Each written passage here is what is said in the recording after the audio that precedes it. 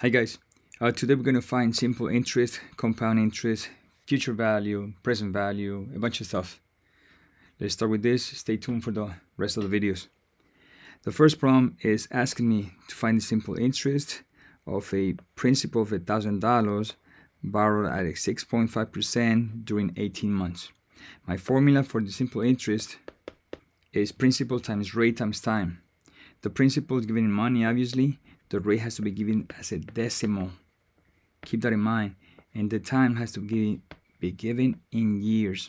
So if you have 6.5%, to get it as a decimal, you divide by 100. Every time you just do the same. You have percentage, divide by 100, and what you're going to get is 0.065. That's your rate. The time, 18 months. 18 months, what you do is, to turn it into years, you divide by 12. And that's going to give you 1.5 years. Now let's plug that into the formula. Interest, principal, times rate, times years. Interest gives you $97.5. Let's plug that in. They're saying round to the nearest cent as needed. I got 97.50. Let's put the 0 just in case. And let's click enter. Excellent. Let's go to the next question. So when we're doing the interest formula, they can ask you for any of this. I can ask you for the interest, I can ask you for the principal, I can ask you for the rate or the time. Alright, keep in mind, if I ask you for the interest, I gotta give you this 3. If I ask you for the principal, I gotta give you this 3, right? Ask you for the rate, I'll give you the other 3, so on and so forth. If you notice right now, this problem is asking me for the annual rate. That's my rate. So that's my question. So they have to give me the other 3. Right now they're saying borrows $3,800. That's my principal. 9 months is my time. They give me a total. Okay, so I'm missing, because they're asking me for the rate, I'm missing my interest. But again, they gave me a total and I know how much invested. Therefore, if I have a total, my total is the principal plus my interest, right? And I know that I have my total and I have my principal, so I can find the interest out of these two. Let's replace.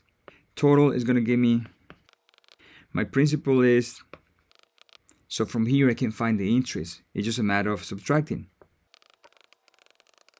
And now I have my interest, okay?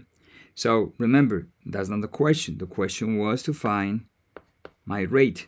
So let's plug down the interest, the principal, and the time in here. Oh, I just noticed that I still have my time in months. So time in months divided by 12, and you get years. 9 divided by 12 gives you 0.75, and this is going to be my years. Okay, so let's plug it in. Now from here, my first step is to multiply these two. And I get 2850 times my rate. Last step, divide by 2850. And when I divide this, I'm going to get a decimal. But again, the interest rate.